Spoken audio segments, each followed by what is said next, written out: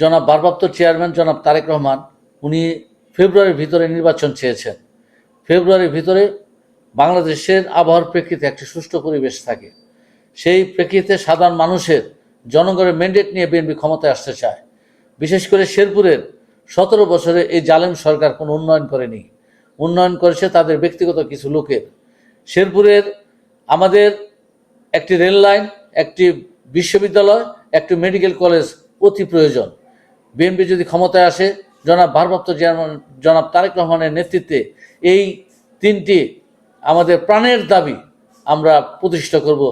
জনাব ভারপ্রাপ্ত চেয়ারম্যান জনাব তারেক রহমান শেরপুরের তিনটি আসনে যাকে নমিনেশন দেবে আমরা তার নির্বাচনী আমরা সকলে এক হয়ে আমরা এই নির্বাচন অংশগ্রহণ করব এবং তিনটি আসনেই দানশীষ প্রার্থী জয়ী হয় সেই হিসাবে আমরা কাজ করে যাব।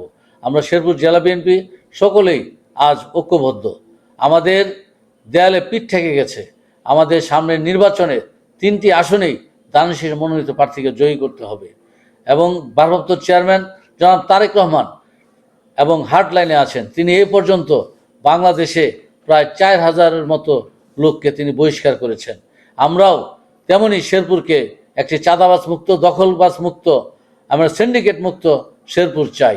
আমরা অলরেডি শেরপুরের সবার সাথে কথা বলে চাঁদাবাজ মুক্ত এবং একটি সুশীল সমাজকে নিয়ে একটি সুন্দর পরিবেশ শেরপুরকে প্রতিষ্ঠা করতে চাই।